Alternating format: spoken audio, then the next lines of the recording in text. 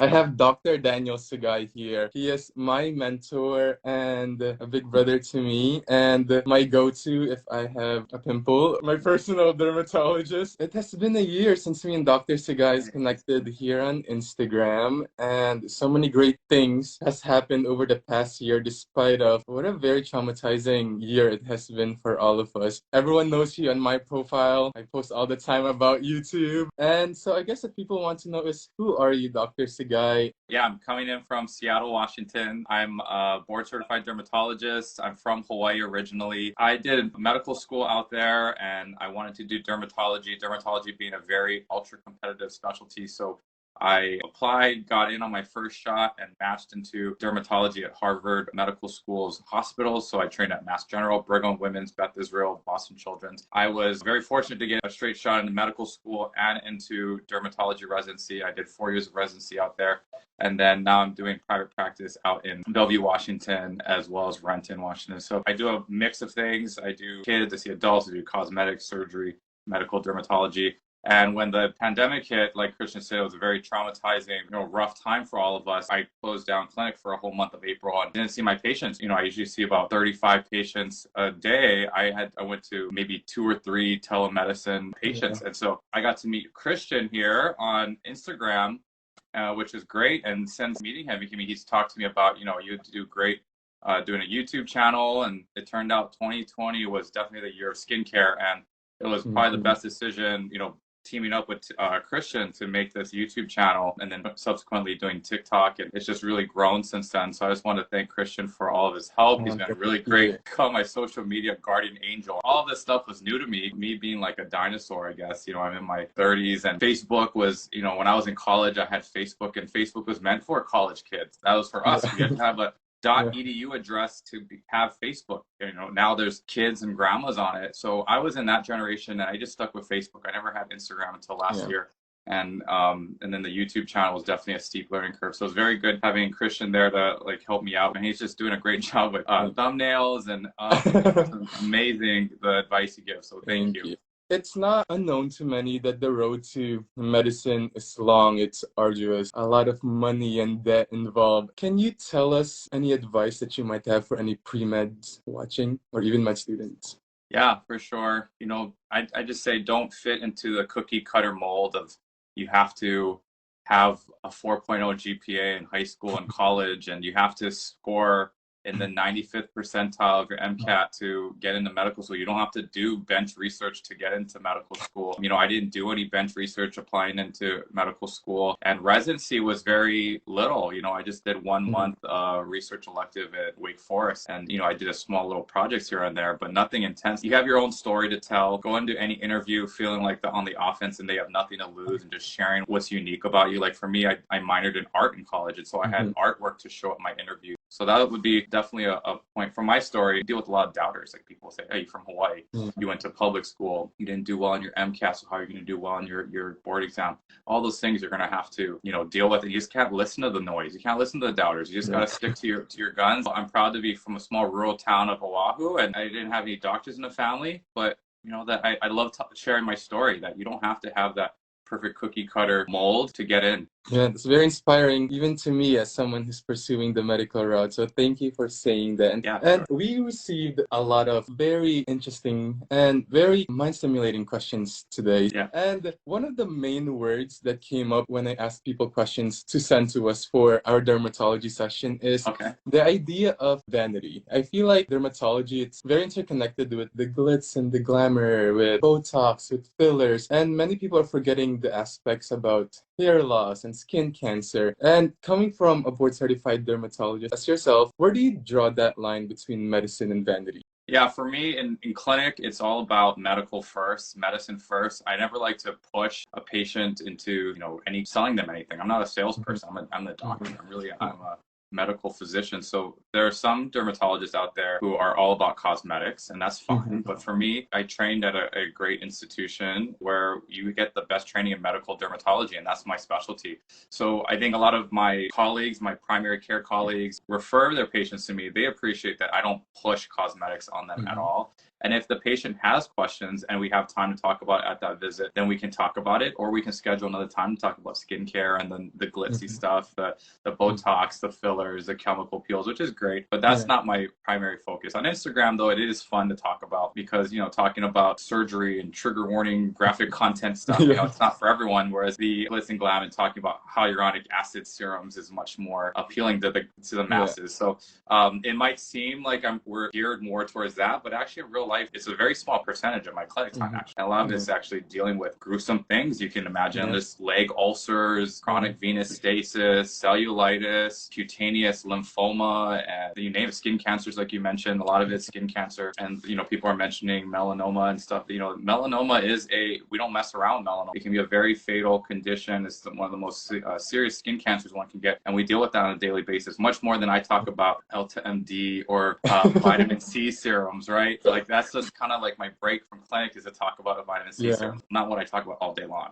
One of the nice questions that we've gotten was, what challenges have you faced as a man in dermatology? Oh, good question. Yeah, I mean, traditionally medicine's a male-dominated field, but now in dermatology, a lot of it's female, and that's great. You know, it's good to have great female representation. But for me as a male dermatologist, it's actually guys will schedule with me more readily because they feel more comfortable doing a full skin check with a male. But on the flip side, you might have females who would rather get Botox or fillers from, say, a female. My medical assistant did mention, you know, the patient wants to talk to you about Botox, but she's surprised you do it because you're a male, that you actually give Botox. Patients have this preconception that women are the ones that are the injectors, which is actually, I say there is truth to that. You know, when we're in our cosmetics rotation in dermatology, they actually said, look through magazines, look through, you know, the magazines women are looking at, you know, look at what's the aesthetics, the cheekbones, the ratio of the upper lip to lower lip, those things. So women are definitely more in tune to that, but males, we have to show that we can inject filler, Botox well too. So that was a hurdle. And you know, the guys with skincare is kind of stigmatized. Like these comments from people saying thanks for normalizing skincare in men, or it was really heartbreaking to see one young fellow said, you know, this post is important to me because I feel like I have to hide my skincare in my bathroom, otherwise my parents will judge me, which I thought was really sad, and I thought was really honest, pure comment that I appreciated. But I think a lot of guys feel that way. And so to have me actually have a video of me putting stuff on my face, not just talking about it, means a lot. That's why as I browse through our old YouTube videos, during the first ones, we see in the comments that it's so nice to see another man doing skincare in front of the mirror and not hiding it from anybody, specifically even as a male in dermatology and Asian being in YouTube. It's nice to see people who look like you thriving and succeeding in the internet. Thanks for saying that. I love those comments too when they said that we love seeing Asian representation too. And I actually gave a talk to a high school in Massachusetts. They were saying the same thing. You know, they said they love seeing representation, skin of color on YouTube and TikTok and Instagram. So I thought that was really nice to hear from the high school students. And it just reminds me that we are impacting not just people our age or older, but also young minds who are interested in medicine. And so we do have a few topics for today that I structured based on the most questions that people have asked about. And since we talked about earlier about cosmetics and vanity, let's get them out of the way. This topic of Botox versus fillers, it's actually very interesting how much misconception and misinterpretation people have about these two.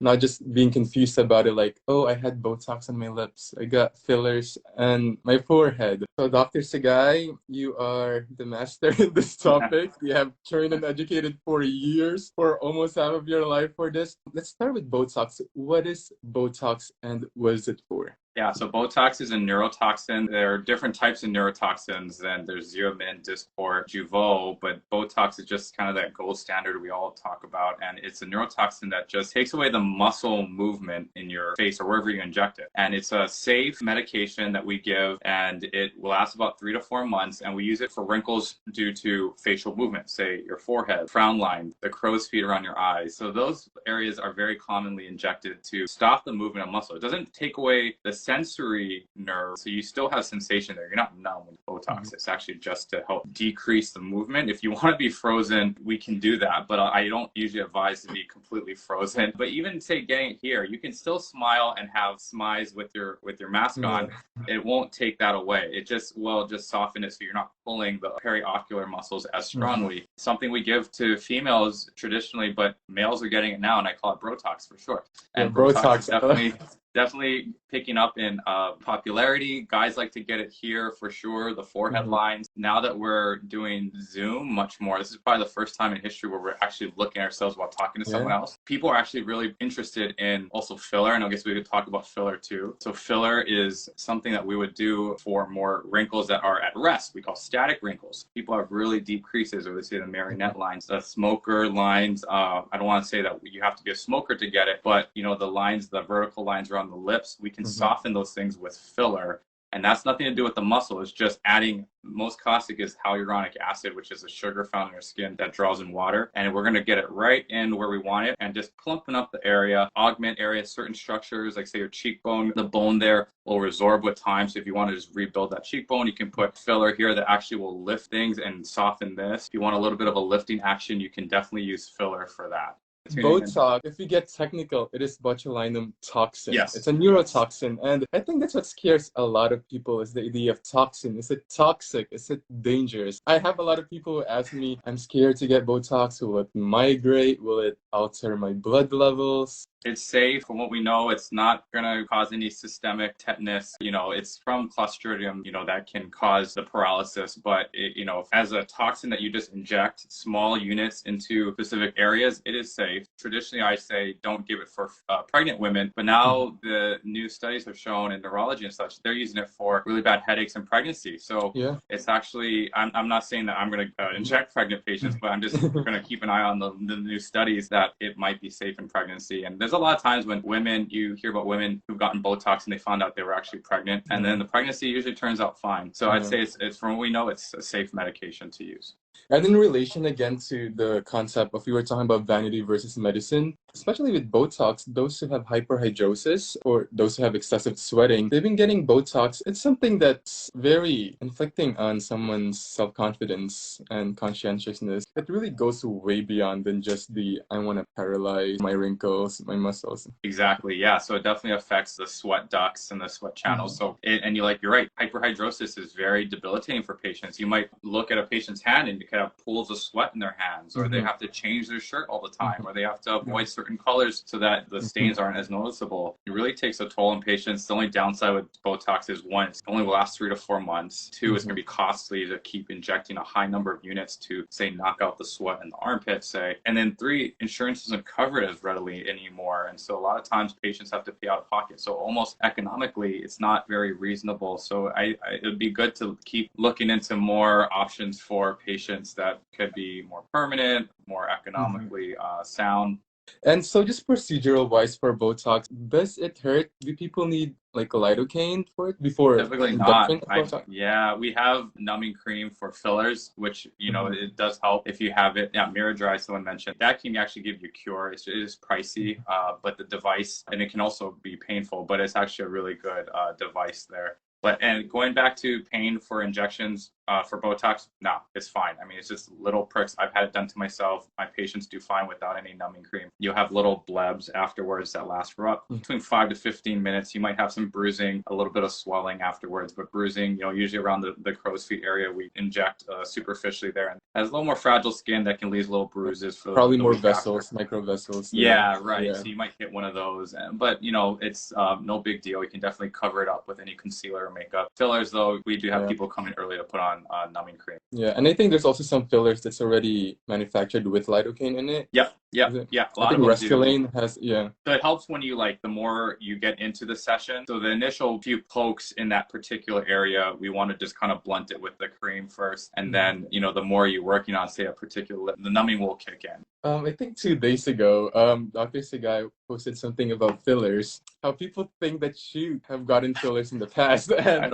I get the same comments and messages in my DMs all the time. They would always ask me, not to be offensive, but where did you get your your fillers done? Where did you Yeah. get it? Who's your doctor? We need to know. Oh my gosh. So like you said, we are kind of blessed and favored in that aspect.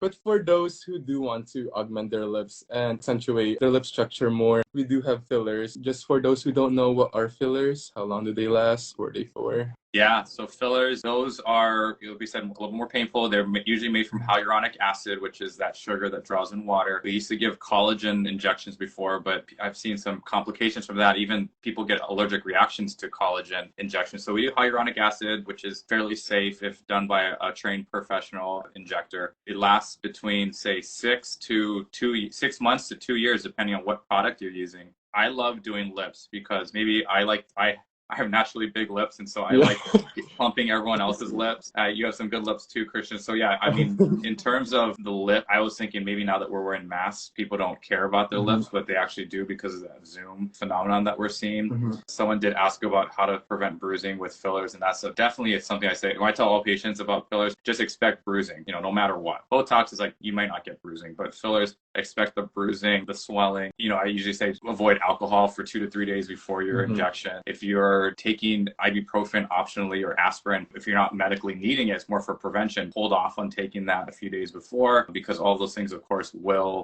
make you more prone to bruising and bleeding. No working out that day, icing down the area. You consider arnica, totally fine. Those are the things I say to try to help minimize the bruising, but a lot of times it's inevitable. Also, for fillers, I remember in one of your videos you were talking about radius, which is calcium hydroxyl apatite, which is fillers not just for augmentation of lips, but also very helpful medically wise for those who have HIV and buccal fat atrophy. Can you talk more about that, Doc? Yeah, so there's Sculptra, which is another, popular one. Radius, we did a few times in residency. I don't do it in my practice now. I purely just hyaluronic acid. But, people who are athletes, who are runners, they tend to have atrophy, especially in the temples or even the cheek area. The buccal cheek area can get really sunken in. And people with HIV or advanced HIV to even AIDS, they can even get those same areas of atrophy. And so they would have this options of fillers, especially Sculptra, which gives you very long or even almost long-lasting results from that. That's something that we do in our training. I don't do that now anymore, but a very nice option for those who are very bothered by these areas that get sunken in. I used Radius. I thought a really neat Radius indication while I was in residency was that I used it with the catheter or cannula for the back of the hands, where that gets sunken in with time, and we're able to augment that for patients. So wear sunscreen on the back of your hands, take care of those hands, as much as possible. Avoid those UV lamps or gel nails, because we've now seen people getting skin cancers around the nails now. But anyways, protect those hands, because we have used fillers on the back there, especially Radius, to plump those up. Thank you so much for clarifying everything about Botox and fillers. I think Botox and fillers is one of the most common questions that people have sent me. Okay, wow, interesting. Yeah, and one of the questions that they asked was, can you tell if someone has gotten Botox or fillers? Yeah, you can. You definitely can at times. So Botox, I think you can get really subtle with Botox, but there are some celebrities like Nicole Kidman, stuff like here, just totally frozen. And we can tell in her movies that she's had it there. There's no, trying to move and make the frown and stuff. It's not working. But, fillers, it can be a slippery slope for patients. They have a standard. They want to hit that standard and even surpass it each time. Your standards change every time, and then you just completely look like a different person. A lot of times we do filler, and the day after it's really swollen, and then the swelling goes down, and patients are like, I miss that swelling. I want that swelling next time. So I feel like every time you want something more and more, you want to go bigger, and you think is better. And so that can definitely tell people are getting a little out of control, and you say, oh, that person definitely has lip filler. It doesn't look natural. If I have my patients get to that point where people can tell, then I feel like I failed at my job. So my thing is, you can tell, you feel better about yourself, but your family shouldn't be able to say like, oh, you're seeing the dermatologist to get filler. You want your lower lip to be bigger than your upper lip, ideally, right? Like keep that ratio going. And so if you ever surpass it where your upper lip just gets out of control, then you can definitely tell. The olive oil, people throwing out. Yeah, I know that YouTube video was that we made on the olive oil was funny. I got a lot of interesting comments. People who love olive oil, or just some people just really hating on J-Lo for lying to everyone. And it was kind of entertaining. In the Philippines recently, they started using fillers as an alternative to rhinoplasty. Is that also done here? Yeah, you can definitely use fillers to contour the nose as well. On the dorsum, the bridge area, you can definitely help someone's profile with that. Got it. So very versatile, Yeah, botox and exactly. fillers. Now, this next topic is something that's also very personal to me and seems to be very personal to a lot of people. I've had tens and tens of questions about this is acne. Personally, I suffer with acne since 8th grade, I believe. I first noticed some pimples here, and throughout high school, it was so bad. You know those movies, Doc, where high school movie and there's that one kid with full face, full on acne? I was that guy. It was so bad. Pimples on top of each other, and it was so painful. It was purple at times. It would bleed out of nowhere. My skin is not perfect now, but you know, through use of different ingredients that we have now, and patience is a big thing. It's gotten so much better, but there's still a lot of people who suffer with acne, especially those who are teens and even adult acne. And for those who don't, goodbye. But for those who have never suffered with acne, or just people who want to know what is acne, is it genetic? Is it stress derived? Do you get it from chocolates? Yeah, no, acne is a broad topic, but I think you're hitting a lot of it. There is a genetic component. There's so acne is the pathophysiology behind it is there is a bacteria, P. acnes, or C. acnes now. I think when I was in residency, it was P. propionibacterium acnes. But there's a bacteria involved. Your pore, pretty much the hair follicle opening, and there's bacteria that is infected and is causing inflammation, and you're getting sebum, oil production, and it's feeding the bacteria, and it's just in this nasty cycle here that causes an inflammatory lesion, whether it's a juicy red bump, a pustule, a deep cystic bump, or even just a clogged up pore from too much sebum and keratin, and you get a white head or a black head, and a black head is just keratin plugging up a pore, and oxygen is just turning it black, so it's oxidized keratin. There's different acne lesions like we talked about. There's comedonal acne, which is whiteheads, blackheads, inflammatory acne, which is the juicy stuff, the stuff that can really scar you, and the cystic acne, which is just awful, which sounds like maybe you had some of that when you were in high school. So that's a tougher one to treat because it's deeper down, and that can really scar and cause really bad boxcar scarring,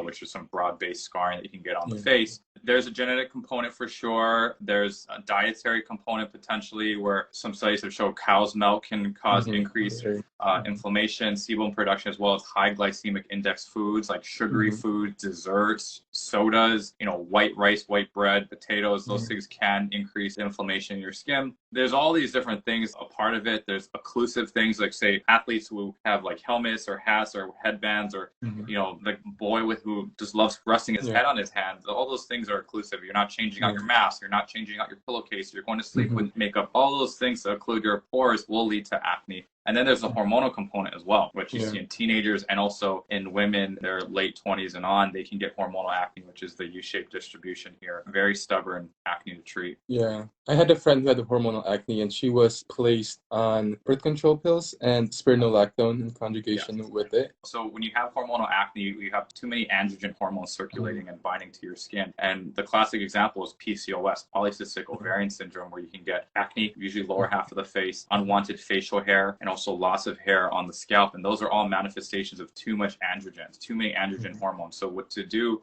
in battling that and targeting those hormones is taking an oral contraceptive pill, and you can lower the production of testosterone, androgens. You get spironolactone that works with it to prevent those circulating hormones from binding to your skin or your hair to make your hair fall out, and also binding to your face, causing acne. So that's they work together very well. You know, the only critique is that you're going to have to be on those things for a long time. It becomes tricky when there's family planning and you want to start a family. Definitely don't want to be on spironolactone if you're trying to start a family too. And going down from the face, body acne, backne, butt acne, is it different from what's going on with the face? Is a whole different process going on? The way we attack it, is it different from the face? Yeah, it can. I think there's definitely a lot of similarities, but in terms of having it on the back, primarily a lot of it is occlusive. So like just having you laying back in a chair and you might be sweaty, or you worked out and you didn't change your shirt and you're just having dirty shirt sticking in the back and causing folliculitis. That's more of a mechanism that I think the occlusive mechanism. And then people love to talk about fungal acne on social media. fungal acne is not a real term. It's Yeah. pityrosporum malassezia folliculitis. And I don't usually see that very often. But if I do see it, a lot of times it's on the body. So if you have body acne that's itchy, every dermatologist is like, oh, cute. Think about the It's more pityrosporum like folliculitis. monomorphic bumps, right? Yeah, monomorphic bumps. They kind of look similar. They talk about itch. I can see it in like young patients with long hair and wherever their hair kind of ends, and then that's where the acne ends. Then you can start thinking about, is it the yeast hiding in their scalp getting on their body? You know, that's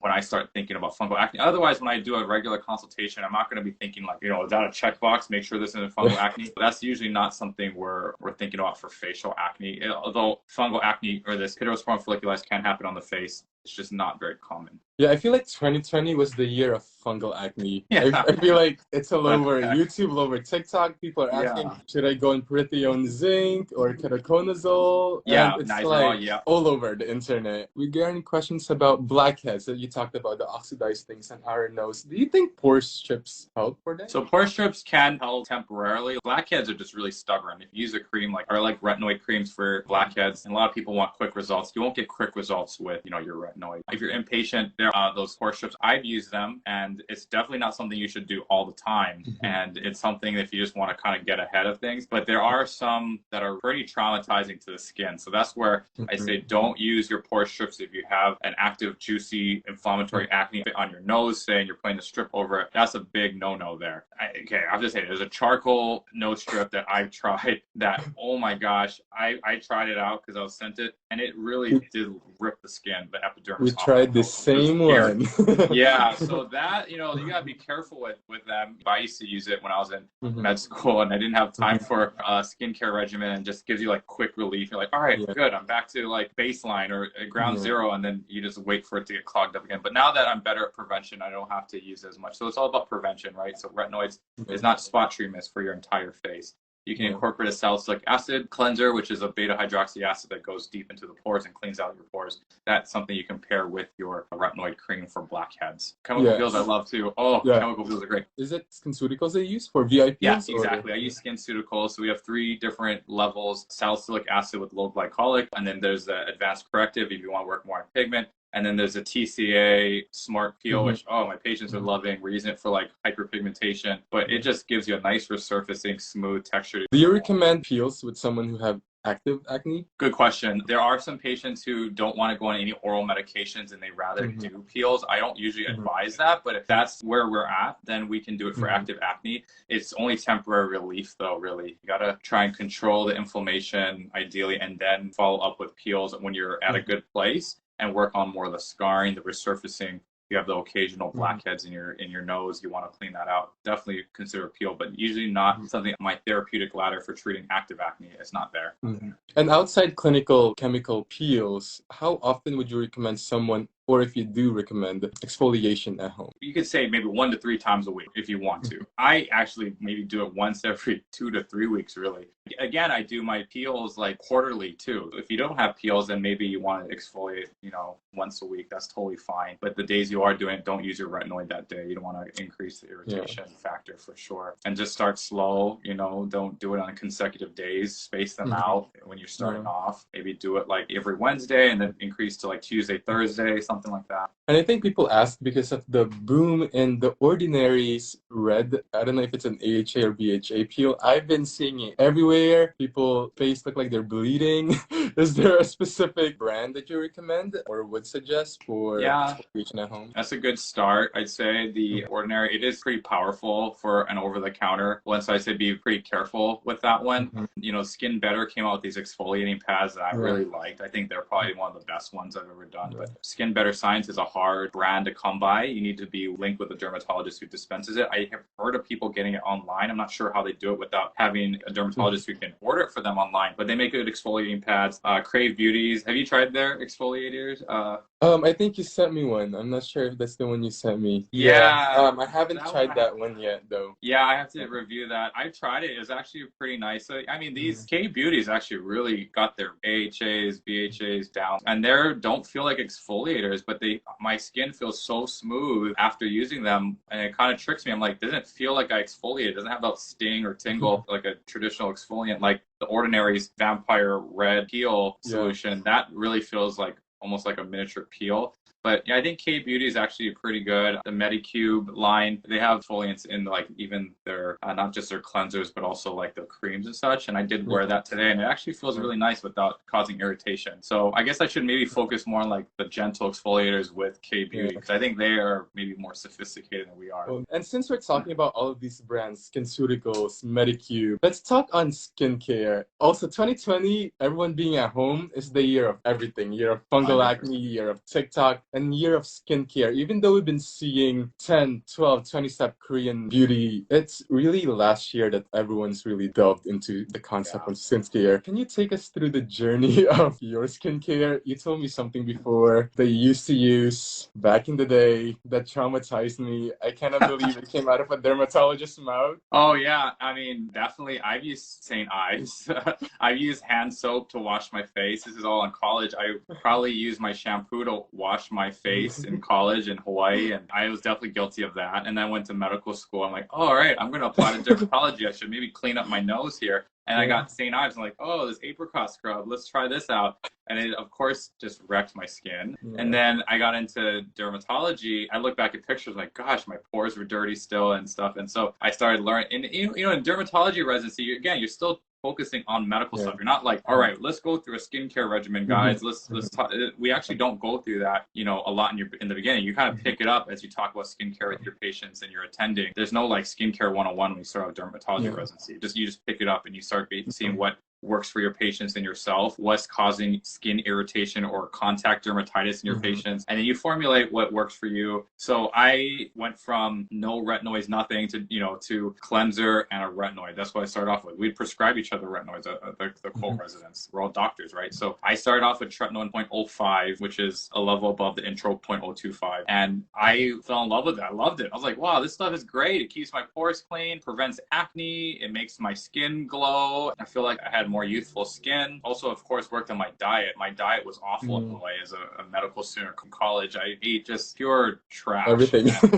So working on, you know, hydration, working on exercise, diet, all those things help with collagen turnover. And so I think that's really helped as well. Things I can't prove. It's more like anecdotal. I'm like, all right, I look healthier. I feel healthier. I feel like I'm glowing more. The tretinoin was great. And then now, you know, after you graduate from residency, you have a little more money. You can buy nicer things. You get the nice cleanser. I like Roche-Posay's line. Now that I'm in social media, it's probably the best my skin's ever been because I'm trying all these different products and I'm definitely keeping up with the retinoid. I'm definitely keeping up with sunscreen, which I started off in residency more regularly. It's kind of funny. I didn't wear sunscreen as much in Hawaii where I should have. And when I went to residency, I like knew better. I'm like, oh gosh, I'm cutting out skin cancers all the time. I'm wearing sunscreen more regularly in New England. Now it's definitely sunscreen. Even now, you know, even if I'm indoors, I wore sunscreen today in dark, cloudy Seattle. And then I started a vitamin C serum last year. I would do it I dabble in it. I knew what vitamin C serums did, and I just didn't feel like I had the time. I had 2 young babies. I didn't think I could incorporate a vitamin C serum, but I'm so glad I did. So I say if you're in your 20s or 30s, definitely consider incorporating that in your morning routine. You would cleanse, apply your vitamin C serum. You could moisturize if you're dry, wear your sunscreen, and then at night just cleanse and put your retinoid on. And if you're dry, you could put moisturizer on before or after, and that's it. That's really it. The Korean skincare lines I get sent, those are fun. I will do essences and toners and the mix. It's really fun to do, but they are treats. I always say those are treats. The masks, the luxuries. Yeah, like I'll do it with my wife. We'll like after the end of the day, we put the kids down. Like, hey, you want to do a sheet mask? Or something? We'll watch like a movie that people are talking about on Netflix, and it's not part of the daily routine. But I'll do it. I have essences, I have toners from other companies that I will throw on every once in a while. I'm all about affordability, and really, if you're a parent, you gotta keep it real, guys. You can't expect people to do these 10, 11 step routines on a daily basis if you're a parent with small children. Yeah, I'll even forget what to do next if it was 10 steps. Yeah, right.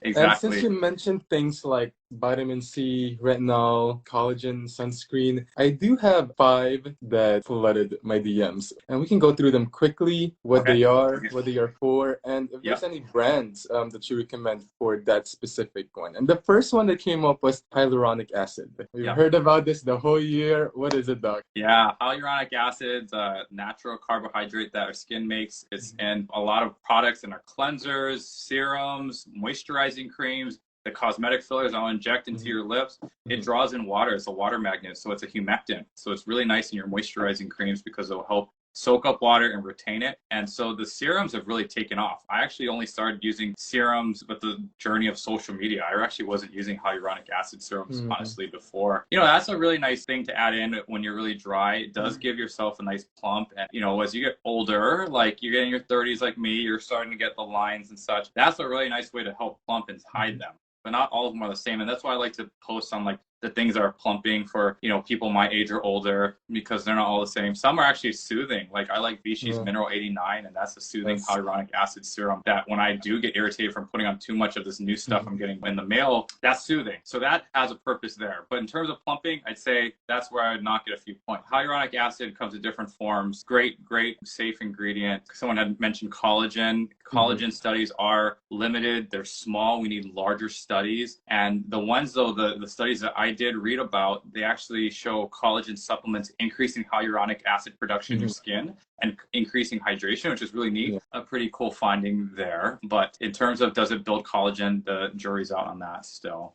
And people are asking also, if someone's face is oily, do they need extra hydration or moisturizers? If they're oily, definitely consider moisturizer just to kind of with that feedback loop. You're not telling your skin, your oil glands to make more oil, sebum that could clog up your pores. So just keeping it at a nice equilibrium, a moisturizer is good, but you don't want to do anything too thick or occlusive. I do like Vaseline or Aquaphor for dry skin, but if you have oily skin, maybe you want to hold off on something thick like that. I know slugging. I wanted to ask you about slugging. Yeah, no, I love those petrolatum ingredients, and people ask me, I think even you were worried about at one point, Christian, about putting on your face. I know you messaged. It actually isn't traditionally comedogenic, but it is a legit concern because it could, theoretically, it could clog up your pores. With too much slugging, you could close up those pores and cause more acne. So you just got to be really careful with it. Like for me, I don't slather my whole face with Aquaphor. I might just put it, like if you want a little glow, the celebrities put it here on the cheekbones before or after makeup. Like Zendaya is very popular, came out and said that she likes to use that with her makeup. And then Marilyn Monroe would use Vaseline to glow up too. I like to use on my lips, around the nose in the wintertime. Around my I wanted to say as a side note, like what you said earlier, Doc, I think I messaged you about Aquaphor when I had a 12-hour shift in the hospital because of the mask during the first rise of COVID here in New York. And I feel like that was the first week we were doing N95 masks for the whole 12 hours. So I was sweating under it. It's like I'm breathing through it for the whole 12 hours. And we were scars and masks that time, so we couldn't change them. And I showed you a picture of my face right after. I was just like, inflamed, and the first thing you said was Aquaphor. I'm like, are you sure? You're not gonna break me out? And for mask me people there, my secret actually is I layer my mask corners with a thin layer of Aquaphor. Cool. Of course, you change your mask as much as you can, and I have noticed no inflammation after I put on a layer of Aquaphor. So thank you for that. Also for my lips as well, I tend to get really dry lips, and Aquaphor is the skin saver, and I have told all of my friends about it. That's great. Yeah, no, I'm glad. Thank you for trusting me with that. And I'm glad you brought that up because some people would say, well, doesn't that mess with the seal of your N95 mask? I've actually done this on myself. And as long as you're not slathering a ton, it's really just a small amount goes a long way to make a protective film to prevent that frictional rubbing of your epidermis causing inflammation, irritation. It's a small amount. And if you let it dry, like I even timed, I said 12 minutes, really, it's like not even much there, much of a greasy texture there. So it will keep your N95 seal fine, right? Next one, vitamin C. Like you said, you just started last year. What is it? What is it for? What does it mean that it's glowing? It's an antioxidant. And what are your vitamin C recommendations, Doc? Yeah, so vitamin C is, you can do it morning or night. I just say keep it simple. Do your retinoid for the nighttime. It has a special place there. There are some formulations of retinoids you could do during the day. I like to keep it simple. Just always think of my retinoids at night. Vitamin C in the morning, like your orange juice, think vitamin C. Vitamin C comes in different forms. The purest, most active form is ascorbic acid or L-ascorbic acid. They come in different formulations from like 4%, 5%, all the way up to 20%. I usually say shoot between 10 to 20% for ascorbic acid. It should say that on the box or the ingredient list. Look for it because if it's something else, like say Trader Joe's makes these like $8, $9 antioxidant serums. They're not ascorbic acid. They also throw in like retinol, all types of stuff all in one like cheap bottle. So I don't know how active those ingredients are, but ascorbic acid is just an example of a good beginner's vitamin C serum. A CeraVe's $16 to $20 vitamin C serum. We love I think it's great for CeraVe. beginners. It's really nice and moisturizing. It's not the most sophisticated. So I'm not saying, hey, this is better than CE Ferulic SkinCeuticals, but this is a nice start for if you're just starting off. And this is where I started off, and I really liked it. The critique behind vitamin C, though, or ascorbic acid, is that it's very unstable with heat, with light. The packaging matters. Where you store it matters. You could put it in a fridge if you wanted, if you had a skincare fridge or what have you. But no, who does that, really? Who has one? So I like to keep it in a dark area. If you have those dropper bottles, definitely keep it tightly sealed. Don't leave it out in, in a brightly lit room, because once it starts changing color, it's starting to signal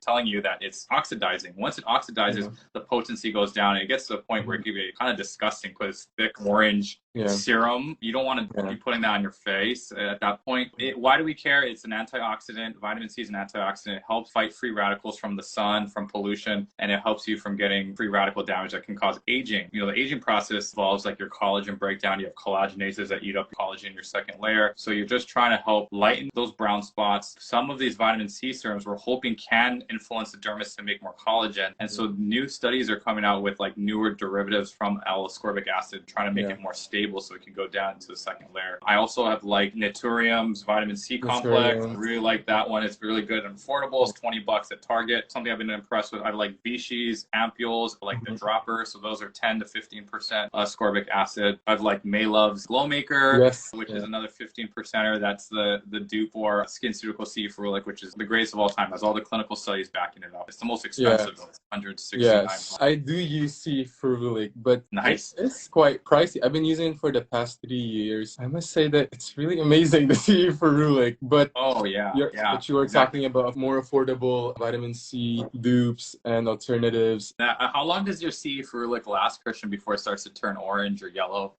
For a while. A while, lasts a while then. And I usually pay attention to how long you should keep the bottle. It's so clear, like for such a long. I probably had my bottle for how many months now, and it's still the same color. That's good. That's good. There was a brand that I used prior, and in just, I don't know if I should say, but in just a month, it literally like oxidized, and I'm like, okay, I can't use this. Exactly. Yeah. So that was my critique for CeraVe, is that it does change color quickly, but on the website I was reading, they said 6 months is probably where you want to use it up in 6 months, but it definitely changes color well before 6 months. So just keep an eye on that. Keep it in a nice cool area. The E and ferulic acids to help keep it stable too. The vitamin E and the ferulic acid. That's why those are nice things to have in like your SkinCeuticals. Those additional ingredients. So some people can't tolerate vitamin C, and some people actually get acne breakouts from vitamin C, and I totally believe that's possible. So it's not for everyone. So just start off with something low, like 10% ascorbic acid, and see how it goes. And next up, niacinamide, the ordinary niacinamide, this white bottle going all across Instagram. What is niacinamide? People have asked, do you recommend niacin? do you recommend niacinamide? And I saw your live earlier. Yeah, niacinamide's vitamin B3. It's a nice thing in your skincare routine or your products because it helps with, it's anti-inflammatory, helps with acne. There are studies behind this that prove that it can help with acne. It's just great. It could work on even your dark spots now, they're saying. So it can lighten brown spots. Lots of different benefits, and people have really flocked to making more niacinamide serums. I like niacinamide in my products, to be honest, and I like my sunscreens that have it, like Ulta MD UV Clear. Dermatology is a cheaper dupe to Ulta MD. They make good sunscreens that have niacinamide in it. Cleansers like CeraVe, La Roche-Posay, their foaming cleansers will have niacinamide in it, and you could just have a straight alone niacinamide, 10% serum, which I've tried some. I've tried Naturium's one, it was fine. I've tried Maylove niacinamide serum, but I've been having a lot of my patients, and maybe just because so many of them are buying it, is the Ordinary's niacinamide serum. People are getting really bad irritation. I made a video about this, and a lot of people came out and said, hey, this happened to me. I'm seeing really bad rashes to it, so I don't want to dump on the Ordinary. They're affordable. I'm all for affordable skincare. I bought it the other day. I'm actually kind of scared to try it out, but just because everyone else is talking about it, I feel like it's only fair I try it out. But I'm a little nervous, to be honest, just because I've seen a lot of patients in clinic with issues from that particular product. So far, I'm not very impressed with their retinols either. Their dropper retinol, oily retinols. I don't know. Have you tried them, Christian? I actually have never tried an Ordinary product. I think I'm so used to my product. Which is another question is, do you recommend switching up skincare like every month, every year, or whatnot? Yeah, I think switching up the skincare brands, you mean? Yeah, skincare brands for Yeah, like yeah. if people I'm want to all try about out different mixing and things. matching skincare Mhm. brands because there's no perfect brand. Whenever you use up your, moisturizer cleanser, you can definitely hop on Mhm. a TikTok or Instagram and say, hey, what would work for my skin type? I have oily skin. Maybe I want that foaming cleanser instead of the hydrating cleanser. So you switch it up, and there's a lot of overlap between the brands, but I try to mix it up too on my posts as well. Mhm. And I think Eucerin does a great job for body Yeah. moisturizers. I think Mhm. CeraVe does a good job with their cleansers and moisturizers, and while being affordable, I think La Mhm. Roche-Posay does a great job with their Mhm. sunscreens. I like Yes. Dermatology sunscreen. They also Yes. have a pretty awesome advanced CE ferulic that I have Mhm. tried, but it is a higher price point, $70, but I Yeah. actually liked Yeah. it. The sky's the limit for these things. I think the Yeah. underrated brand that I need to talk more about is Vanicream, Yes. which is great for Yes. sensitive skin. And I wanted to do Yeah. some more posts on Yeah. Vanicream because I think they don't get mentioned enough, and it's great for my patients with Mhm. sensitive skin. You're right. It's an underrated brand, and a lot of people actually vouch for Benny Cream. Yes, yes, yeah. Definitely have to talk about that more. And this ingredient, I think this can be the end all be all. You have a video on it called "Every Dermatologist's Secret." Retinoids. Is it anti-aging? Does it reverse time on our faces and our skins? Yeah, give the crown to See? retinoids for Retinoid. sure for anti-aging. I love the retinoid creams. There are a vitamin A derived cream that you can use for many purposes. So retinoid is the umbrella term, the category of all of these different retinoids. There's over the counter, which is retinol, which is very common and accessible with all these different brands making retinols. There's retinol palmitate, there's retinaldehyde, which is the stronger form of the over-the-counter retinoids. Retinol is not as potent as the prescription, say tretinoin, like you mentioned, 0.05% baby. Yep, that's a good one. That's where I started.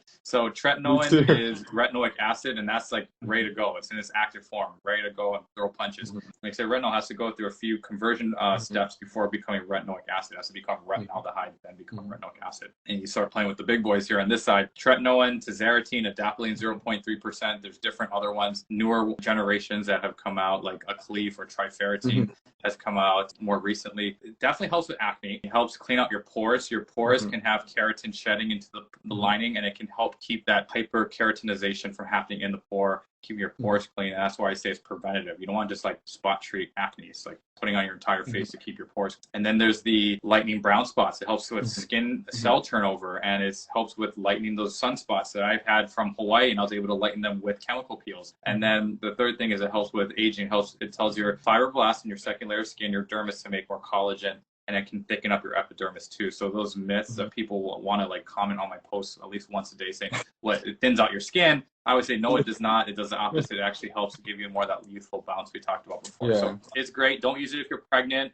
People might say you can use it for breastfeeding. Some other docs, one even said on my post, like, why are you saying you can't use it for breastfeeding? I tell patients that all the time. It's fine. Well, I can't find studies saying it's safe. Like there's probably a small amount of it going systemically from your skin, transepidermally. I don't want to take any chances. I think Yeah. less is more when you're pregnant or breastfeeding, Yeah. a precious child for sure. Yeah. So I say even breastfeeding, I would hold off. Sorry, moms, you guys make the biggest sacrifice of all of us. And I say you have to hold off when you're pregnant or breastfeeding. Actually, retinoids is a very controversial topic. It actually is. I was surprised how controversial it was, especially, when we had that thing about Accutane, and Dr. Sugai was flooded with hate comments. I knew that we had to give the crown to retinoids for the skincare talk. And talking about collagen stimulation from retinoids, stramicornium being peeled off, new layer brought up, do you think it's comparable to collagen supplements, someone was asking, or do those even work? There's a lot of collagen pills Yeah, here and there now.